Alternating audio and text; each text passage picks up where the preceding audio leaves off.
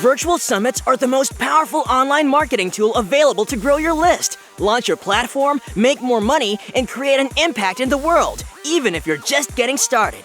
If you are ready to take your summit to the next level, then tune into the Virtual Summit Podcast with Dr. Mark T. Wade. Hi, I'm Dr. Mark T. Wade, founder of Virtual Summit Software and creator of the One Day Summit Formula.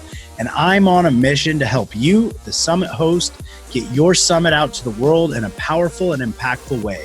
So let's get started. Hey guys, Dr. Mark T. Wade here, founder of Virtual Summit Software, and I am super excited about this episode I have with Najina Abdullah. Why don't you say hello real quick? Hi, I'm so excited to be here. This is going to be so awesome. I am really excited about this, not only because we have like a super summit guru speaker here, but because you've got an insight that I haven't really pulled out yet on this podcast. And I am so excited for our audience and our summit hosts to hear it because in my opinion, it's probably one of the most valuable pieces of information that they can walk away with. So not to put any pressure on you over there, but I'm super excited about this. Why don't you go ahead and tell our audience just a little bit more about you, something special about who you are and what you do. Okay, great. So it's Najina Abdullah, and I'm the founder of MasalaBody.com.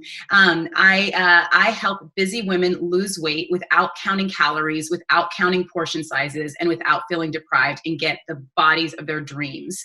I personally lost 40 pounds after having 2 kids, and as a result of that, so many people started asking me how I looked like I didn't have kids, and I looked like I was 10 years younger because of the weight that I'd lost. So I started a blog and I started a business. I called it MasalaBody.com because a lot of the foods I used to lose weight were full of spices and they were really delicious.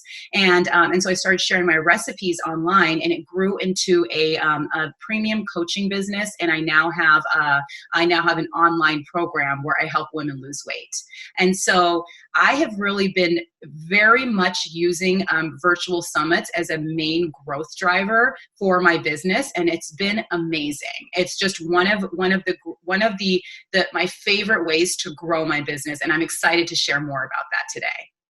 Oh yeah, this is so cool because you have been using this as a specific strategy when we were talking before we hit record, as a specific strategy to grow your businesses. And this is, another aspect for our summit hosts, not only when they're considering building out their summit, but also a strategy they can use outside of their summit. So I'm really excited for this. Why don't you also let them know where they can find you on social or where you're hanging out at in case they want to reach out to you? Yes, absolutely. Well, my website, it's MasalaBody.com. I do have a free gift I'm going to talk about later, so definitely hang out for that because you won't want to miss this. You can find me on Instagram at MasalaBody, where I share daily posts and lots of really cool information about being healthy, losing weight, and eating delicious food, which I think all of us like to do when we can. So that's where you can check me out. Excellent. Super cool. And guys, do go check her out. We're also going to be talking about how you can get in touch with her later for all my summit hosts out there looking for some experts to have on their summits. But let's jump into this. Let's talk about what are some of the summits that you've recently spoken on, some of the ones you've loved, some of the ones maybe you haven't. Yes. Well, I really love almost all of the summits I go on because I get amazing traffic from these summits. Like a summit is just one of the best ways you're bringing together so many speakers in a specific niche. And when people are listening to you, they are dialed in and they are really, really, they're really focused on the topic of the summit. So when people join my list afterwards, because I always give away a very, very, a good free gift that people will want to have. People join it and they've already heard my interview. So they're really, really, they're just very engaged in who I am and what I'm teaching them. So that's why almost all of the summits that I've been on have been amazing, just because they're bringing together such amazing experts and bringing together people that are interested in what I'm talking about. Some of the really cool summits I've been on recently, a lot of them I appear on health summits. So a lot of times I'll appear on feminine weight loss or feminine health or women's reinvention summits. I recently was on one called I Am Mom Summit, and it was all about being a mom and all of the things like how to make it, just all the tips for being a mom. So I talked about healthy cooking hacks on that, like 5 healthy cooking hacks to save 5 hours in the kitchen and spend more time with your kids, which is what moms want to do.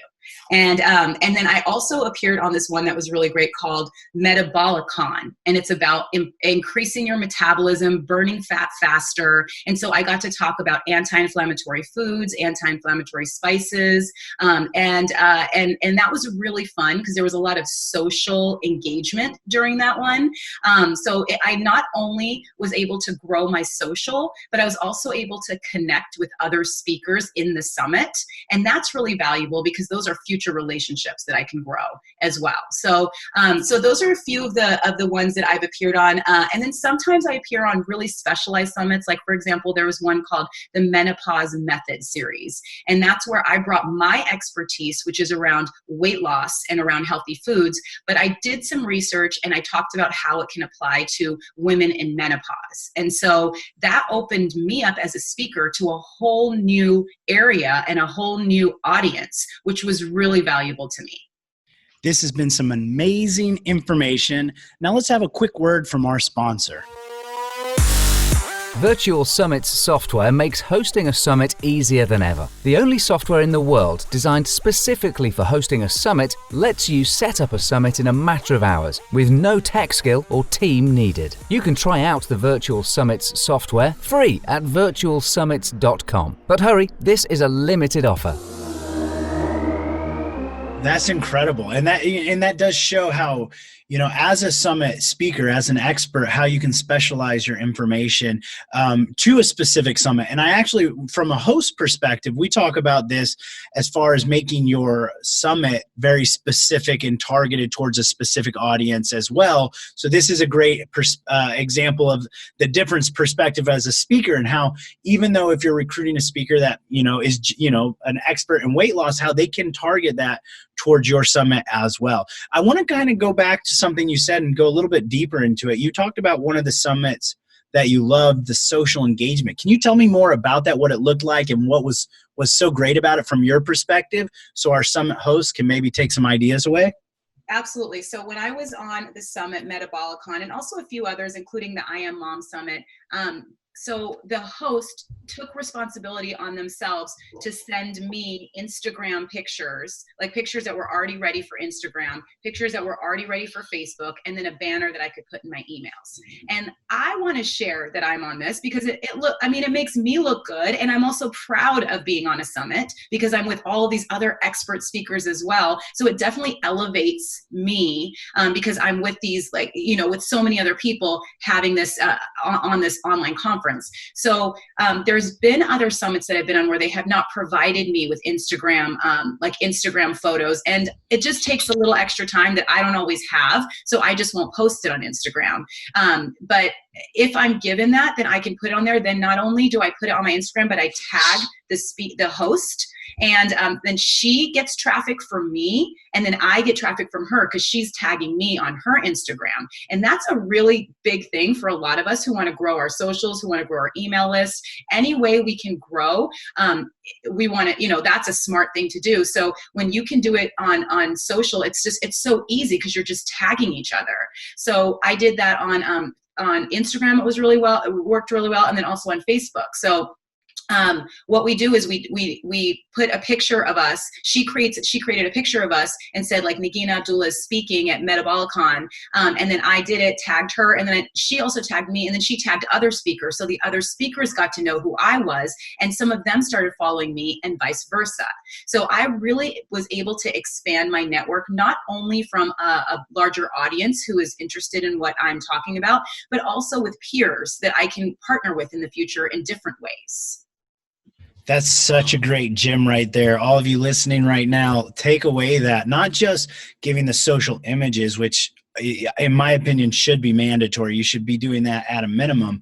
But also, I love that little tip about not just tagging the one speaker in the image, but tagging the other speakers in the image too. It almost creates that kind of cross promotion and jumping into the other audience. This is a really, really great point for our summit hosts out there. One of the main kind of struggles they have with running the summit is, if a speaker doesn't promote it, how do I engage their audience? That's right. There's like a little inside tip. I love that. So let's jump into some of the meats and potatoes of this. Let's go with it. So what's the best way for someone to actually recruit a speaker for their summit, aside from a warm lead? We all know that a warm introduction is the best way to do it. Let's say I'm reaching out to you cold. What's some of the best ways for me to be able to do that? Yep. Okay. So I've been hearing on the streets that that it's definitely you do want to put in some effort to recruit your speakers. It's not like time-consuming effort. It's just being smart about the way that you reach out to people, because when you reach out for summits, the timing often has to work for the speaker because they need to promote it. So they need to make sure that their content calendar is clear enough so that they can promote it at least once or twice through their email, and then hopefully through social as well. And so that timing is often something that holds people back from committing to a summit. For me personally, since summits are a growth driver, I pretty much commit as if I can do it, I'll do it. Like there's almost no summit that I say no to because I know how great the people are that come to summits.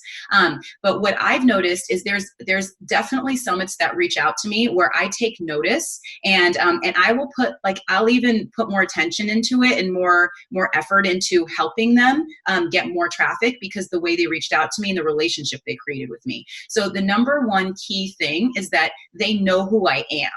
It's not a canned email that they're sending to me. They're not just cutting and pasting a template and sending it to me. 80% of the email can be a canned template, but if there's one paragraph, meaning 2 sentences even on the top that says why they are asking me to be on the summit and maybe where they found me, then that makes me feel special and that makes me feel like this is a personalized reach out. And so there's a few people who told me it wasn't even the person necessarily. It doesn't even have to be the host who reaches out. You could actually hire someone to help you reach out, someone that can do the research for you and can write in a somewhat effective way. So one of the best emails that I ever got was from someone's VA, and she told me she said that she was the host's VA, and she said that she had found me on an article that I had written for a really big author named Gretchen Rubin. And then she talked about how my advice really helped her. And she's saying it from the VA's perspective. And then she also told me that about one other thing that I had done. So when I read it, I'm like, oh my God, she really knows who I am. She knows my message, and she definitely wants me on the summit. She's not just reaching out to anyone she can get. And so I not only said yes, I actually talked to this person and I hired her myself because she was so good. I'd never seen anyone be so good. And then also for the summit, I actually did a lot of reach out because I felt so personal. I felt like the invitation was so personalized that I did extra emails. So I did the 2 solo emails. You're supposed to do 1 to 2 solo emails. I did 2 solo emails, and then I also put it in the PS of several of my newsletters. And then I did talk about it on social. So that's a really key thing, is that email, make it personal. And you don't have to spend a lot of time, but you should research your speakers a little bit. Just Google them and see where they've appeared, and then bring that up in your email. And then that's going to give you that extra touch that, believe me, most people don't do that, which is really surprising. So that's one thing. I have a couple more things I can talk about, but that's one of the key things I think that's a quick win. Well, I'm going to make you talk about those other things, because right now you are giving us pure gold. For you summit hosts out there, you need to have your summit VAs listen to this episode as well, because that's golden. I mean, I always do personalized. I always go for warm intros when possible, but like adding that extra touch, like typically I always include why they're on there. That's normal for me. But like that right there, the where you found them and make them feel special about it, especially because most of our summit hosts, I'm reiterating what you've already said, but most of our summit hosts feel like and I know I've felt this way, I have to be the one to reach out to the speaker because maybe it's my name that they're going to recognize, or they're going to feel like I don't care. Like, I don't care if I'm just having my VA email them instead of me, but that is such great information. And if you can do that, that can eliminate so much of your time as a summit host that can be spent, doing the interviews or whatnot. So throw me another one or two of those tips. Let's go with it. Okay, definitely. So then after you do book, after you do get someone to commit, I've seen speakers or I've seen hosts, either the first time you meet with them is at the actual interview, or there's a different way of doing it, which is the host has a quick 15-minute meeting with you first so that you can run through your topics and just get on the same page about what you want to talk about. Now, first of all, both of them can work. I've done both and they both can work.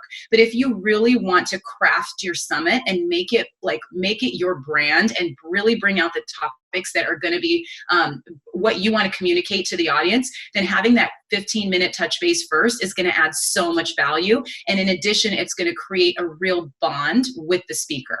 So the people that did reach out to me and did the 15-minute talk, I promoted for them much more because I knew them before I did the interview. And we didn't only talk about interview questions. We also got to know each other a little bit and have some laughs and, know how we connected. And so you always want to promote more for people that because you know each other, you want to help them, versus this person that you've never met before that is just a business transaction.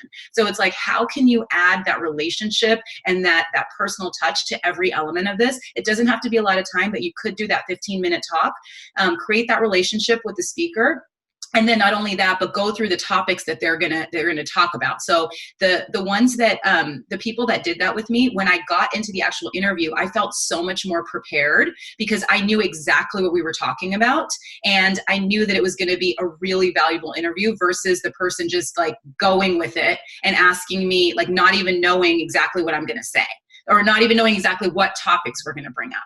So that's why I think just doing that little extra touch is really, really valuable. So that's really good. And then finally, one other thing I think is important to do is to check on if your speakers are sending out their promo emails, because things can happen as a speaker, things can slip, and it can be a mistake. You may have thought that you sent something out, but maybe you didn't. But either way, if the speaker's appearing on your summit, they have a responsibility to promote, because they're being promoted. Like, they're being put, when I'm on summits, I know that I'm being put in front of a whole new audience, and the least that I can do is send out my promo email and one social media engagement, and I can do more than that if I want to. So I know that that's my responsibility, and if someone hasn't done it by a certain date, just sending them an email and saying, hey, I noticed that your opt-ins were low. I just want to check to make sure everything's okay. That might give them a little reminder, but I think keeping the purpose of the summit in mind is important, and that's often to grow your audience and to bring people together. So you want to make sure the speakers are helping you do that, and it's okay to email them and ask them about that. That is such a good idea. And you actually just gave me an idea that I'll share with our listeners as well. So I love the idea of following up ahead of time with the 15-minute interview. I think that definitely creates a relationship, which is what I'm all about. That's a foundation of my teachings, building relationship.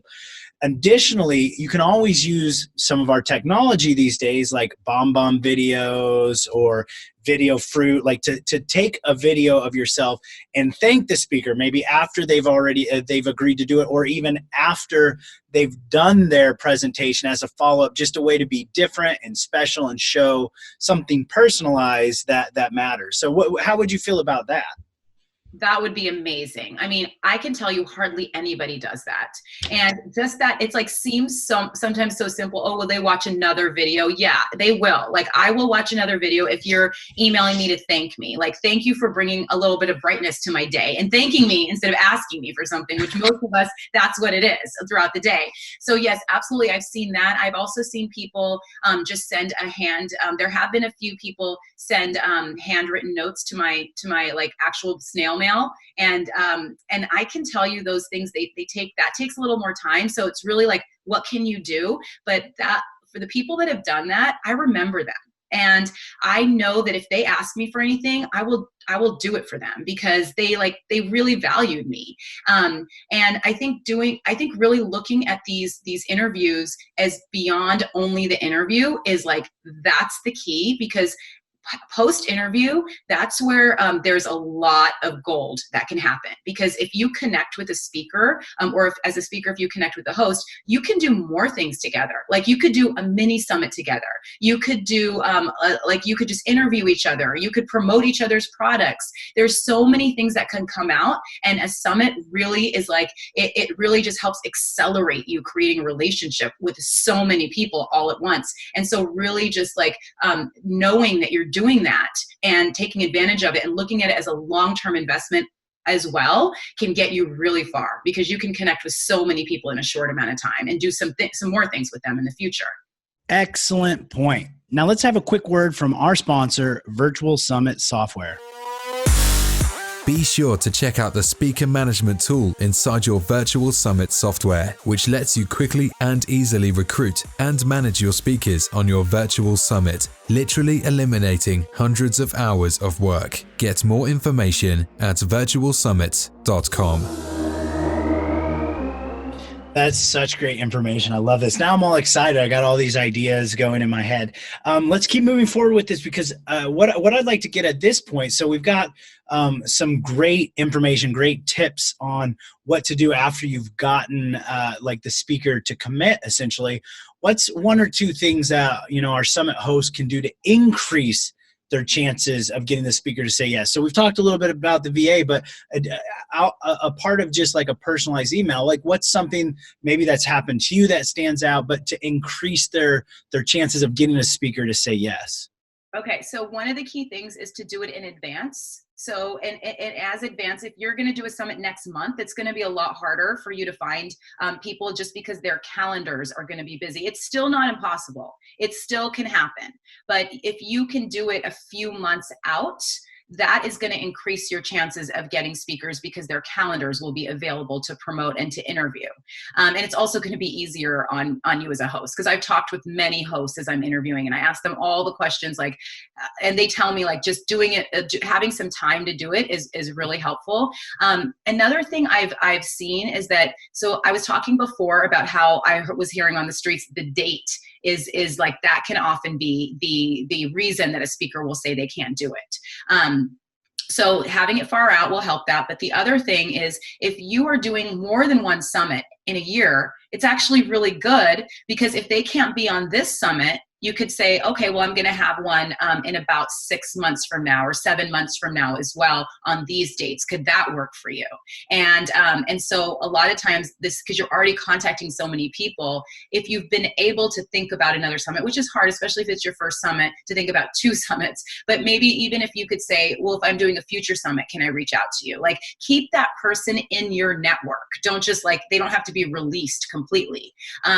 So really having that is another thing. And I think if you're just not hearing from them back, if you're not hearing back from them, send them follow-ups. A lot of times it's not personal. Like, they don't want to ignore you. They just have a lot of emails in their email box. That's all. And if you can be creative, like, I would suggest sending one email, waiting about a week, and then sending a follow-up email, waiting a couple days. And then if you want, send another one, because really it's okay. Like, when people are in summits, they get a lot of benefits from it. So it's not like you're making them be on a summit. They get a lot of great stuff from it.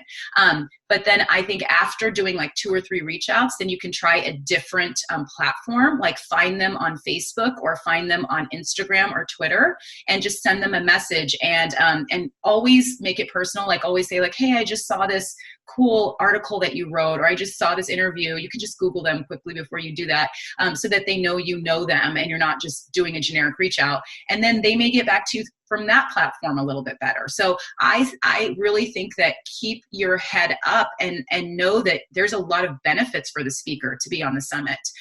So just sometimes they're just busy, and that's really all it is. That's such great information right there. Like I had a coach that said success is in the follow-up. So I love that. Mm-hmm. So I want to take a slightly different angle here now. As a speaker, what's one of the most common pain points or mistakes that you see hosts make when they're interviewing you?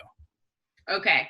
So this happened to me recently on a summit that I was interviewed for, where there was no 15-minute in conversation in the beginning, but the host or her VA came up with a topic for me to talk about, which I actually liked, because what I like is I always find it interesting if people want me to talk about something, because that shows me that that's a topic that's really standing out. And so I'm happy to talk about it. Or so you don't have to do that though. Hardly anyone does that. But if you want to actually craft the topics, that's okay. But what happened is that when I actually got to the interview, the person who interviewed me, her question was really like, how do you do this? And it was like my topic title. And so it's like, like how do you decrease sugar cravings, which was like, that was my topic. So that was just like a big question to start with. So I would say I could tell that person was not prepared, because they just asked me the title, like, how do you do this? Well, you really want to get to the answer. You want to have a conversation about it. So even if she had like 3 or 4 questions that she had just written down, like, tell me more about tell me more about the problem. Tell me more about what the typical challenges are. Like, you could even have some kind of template that you could personalize. But I think really having some more specific questions is really good, because it makes you look better as a host. That's it. I was able to talk about whatever I wanted to talk about, but that might not be the best thing. You want to still, as a host, you want to show your expertise. You want to be interviewing that person. You want to show that you know what you're talking about. So if you have some questions and you're able to get into the conversation, that's a really great way for you to brand yourself as a host. So good. Yes, definitely. Summit hosts, do your homework, come prepared, spend some time. I think as hosts, and I can understand because I've sat in that seat many times, we're so busy trying to get everything done and ready that we actually neglect probably one of the most important aspects, which is the actual interview. Mm-hmm. So that was great feedback. Let's flip it. What's one of the best experiences? This can either be from an interview or just in general, but one of the best experiences you've had as a speaker, and why was it so great? One of the best experiences I had was recently. I was on a summit called the Feminine Fat Loss Masterclass.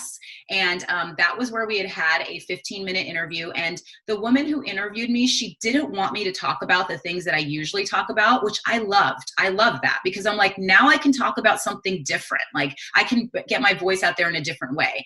And we came up with, it was like six hacks for busy women to lose weight.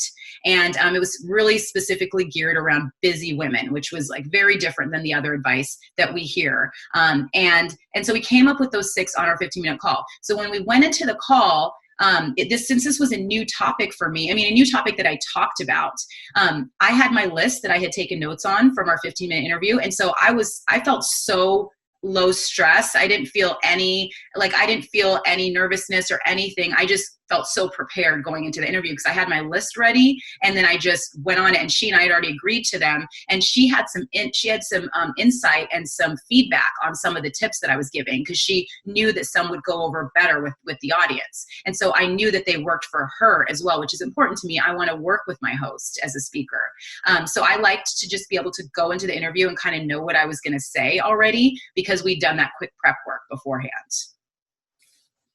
That's such a good example of that, and something that most of you should be taking notes on that is listening right now. So I want to go from this from a slightly different angle, because as most of us, as summit hosts, as speakers, all of us out there, in the end of the day, we're entrepreneurs. So a lot of time we're talking about, the reach, the leads, the financial aspect. And, even from your perspective, like it's a really great way to reach your audience.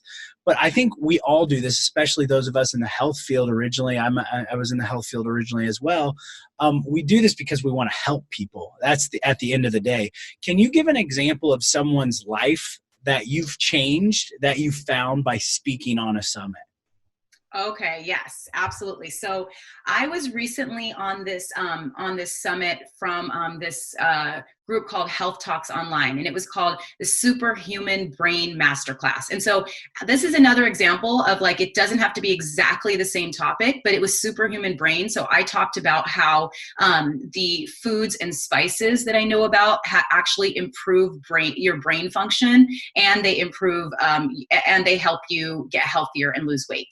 So I was able to like combine it, and I did a masterclass for them about that. And so someone heard me, and then she signed up for my email list for my free gift, and then she got onto my email list, and then she became a one-on-one client with me. And this woman had not lost weight.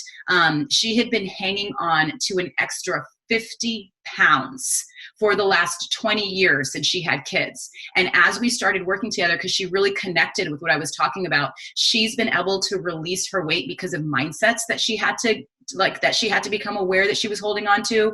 And then also just knowing what foods to eat that were not deprivational, that she didn't learn about before. She's already down 10 pounds, and has a goal that she can lose 50 pounds, which she didn't even have that goal before. She was so scared. And she said nothing had worked for her before, but my voice and my message really spoke to her. And that's why she continued to follow me. And so that's one example where I never would have found her, and she would have never found me if I wasn't speaking, but she was looking for something. That's why she was going to that masterclass. And then the words that I said, they worked with her. And so she continued to work with me. And now she's reached this whole new place in her life where she can see things that could happen for her that are completely shifting and transforming the way she lives every day. So I would assume that not only has she lost the weight, but she probably feels more confident, more happy. It's probably affected her family life as well, in her personal and business life. That's incredible. And that's why we all do this. And at the end of the day, that's why I love summits so much, because it takes people who are suffering and gives them access to the solution from experts that they may not have ever had the opportunity to see, and which you've given a perfect example of. So I love that. Let's jump into this. So as summit hosts, we have to get very comfortable with rejection, because, there's a lot of speakers for whatever reason that cannot do it. As you mentioned, a lot of times it could be calendar or timing issues. But can you give us what are some of the common rejections that you give to a host, and what does that actually mean? Yeah. Okay. So, because I'm assuming you're not saying like, I'm not interested in your summit. Like, what's something that you give, but what does it actually mean? So that way us hosts can start to translate what speakers are meaning, and maybe find a way to create that win-win. Yes. Okay. I mean, a lot of times it would be you could say it's the calendar, but it may not be the calendar. But it could be. I feel like, for me, I try to make them work, because I really want to get the visibility into my exact audience. So for me, I make it work. So if someone is saying that their calendar doesn't work, maybe they don't realize the benefits of why they should be on the summit. And that's where, like, not everyone realizes it. They think that they have to send out emails, and they think that it looks good maybe, but what do they get out of it? Well, for me, like, one of the main things and the benefits and the reason I really try to make it work is because of the number of email subscribers I get that are really focused. And so saying that in your reach out or in a response, you could say, like, usually people get an average of this, or we're really working on getting you valuable email subscribers to grow your list and to buy your programs. that's like, okay, well, yes, please. That's kind of like what everyone entrepreneur is looking for. So I think speaking in that language could be really helpful. So the calendar could actually be a reason, because people's calendars are really booked, and it is, if you really want to promote something, you do want to do it the right way. But it can sometimes mean that they don't see the benefit of it. And then maybe sometimes people will say, well, the message is not aligned with my message. And I think that's just like exploring that further and saying, well, like just really showing the speaker that the audience is their type of audience, and there's going to be different talks, but that those people interested will see your talk. And so you're getting out into bigger numbers of people that are your type of people. Now let's have a quick word from our sponsor. With the Ever Summit feature inside the Virtual Summit software, you can rerun your summit as if it were live, ongoing forever with one click of a button. This now lets you continue to use your summit forever, bringing in qualified and engaged leads every month into your business. Get more information at virtualsummit.com. Excellent. I've heard some of those rejections before, so I appreciate you being transparent and going through those with us. I also want to circle back real quick and give a notice to the two people you mentioned, the Superbrain Summit with our buddy Ryan, who is also interviewed on the Virtual Summit Success podcast, and Bobby over there with Health Talks, who's also interviewed. We'll link to their interviews in the show notes, which you guys can get over at podcast.virtualsummits.com. All right, we're getting towards the end of this interview. This has been extremely valuable. I'm telling you, I've got like so many notes written down over here. But before we wrap this up, I really want to hear from your perspective. What's something that every summit host needs to know in regards to either recruiting, interviewing, or following up with a speaker? Like, what's just like a golden gem that if they forget all else, do this? I think really look at the person as a the person really appreciates feedback on their interview. They appreciate feedback on their topic. Even though these like the people you have may seem like experts who just know everything they're talking about, everyone loves feedback. And like, for example, recently on the I Am Mom Summit, after I did my summit, after I did my interview, they emailed me back and said just something really, really personal to me. They're like, your interview was so amazing. It's one of our team favorites. We're so happy that you're part of the summit. And I'm going to always remember that. And if they have a summit next year, I'll be on their summit, because they really personally took care of me. And then also they had a great, they had a lot of people that came. I grew my email list significantly. And I mean, the whole experience was really, really good. And that's a relationship I can take with me now. So the other thing is to really look at virtual summit interviews as seeding the start of a future relationship that you can do so much with, and meaning you can grow your business even more with that relationship. And also you can just really get to know these really great people and just be in touch with them. So a virtual summit can really set the stage for so many relationships that you can grow over time. Nagina, that was unbelievable. That is so perfect, and one of the best ways to kind of wrap this interview up. I want to let the audience know, because we have summit hosts out there that are looking for speakers, and there's probably a lot of them out there in the health field, the health space. What's a way they can get in touch with you? We've kind of talked on, your expertise in the weight loss, but like, specifically, what should they reach out to you to speak on, and how can they get in touch with you? Okay, perfect. Well, I love being a speaker. I love doing interviews. I feel like I really connect with a lot of the hosts that I work with.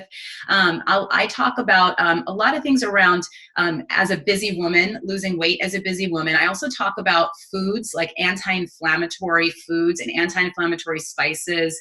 And then I also do talk about my business growth and how I've grown my business into an online business that stands out in a very crowded marketplace of weight loss, and how I've been able to do that. And so I do appear on business summits to talk about that as well. And so, yes, that's some of the topics I can talk about, or anything else around that. I can usually be pretty creative with how I can come up with ways to work my topic into the summit. And I do have a free gift. Can I share that? Absolutely. Okay, and this is also a way to get in touch with me. If you go to masalabody.com/virtual summit podcast, I have a special free gift for listeners of this podcast that I created, and you'll be able to see it's specifically for you who's listening, and that's a virtual summit growth tracker. And this is a done-for-you worksheet template to leverage virtual summits as a growth engine for your business. The tracker includes top categories that speakers should be monitoring and measuring as they appear on summits to grow their business quickly, data to document, to build relationships with hosts and speakers for long-term growth, and also trackable columns to ensure that you or speakers have provided the information needed to communicate your brand to everyone. And that's available at masalabody.com/virtual summit podcast. And after that, you'll be on my, I'll send you some more emails from my email list, and you can just reply to those and I will get your email. That is incredible. I am so signing up for that myself. Guys, it'll be in the show notes. You've got the link right there, but you can also catch it in the show notes. That is something you should take advantage of. That's so valuable. Thank you again so much for taking the time out of your schedule to be on our podcast. I know the audience got amazing value out of it. I got amazing value out of it. And I just wanted to say thank you one more time. Thank you. It's been so enjoyable talking with you. All right, guys, go check the show notes over at podcast.virtualsummits.com, and I'll catch you in the next episode. Thanks for listening. Now, don't forget to subscribe and leave a 5-star review on the Virtual Summit podcast. Head over to the show notes to check out all the links and resources from this episode, and be sure to grab your free trial of the Virtual Summit software. Now, I want to end this episode by saying to all the Summit hosts listening right now, I believe in you, and you can do this. Summits are by far one of the most powerful ways to quickly grow your list, launch your platform, make more money, and most importantly, make an impact in the world, even if you're just getting started. So don't get caught up in analysis paralysis, because the world needs to hear your message, and there are people who are waiting for you to help them. So just get started, because imperfect action is always better than no action. Thank you, and see you on the next episode.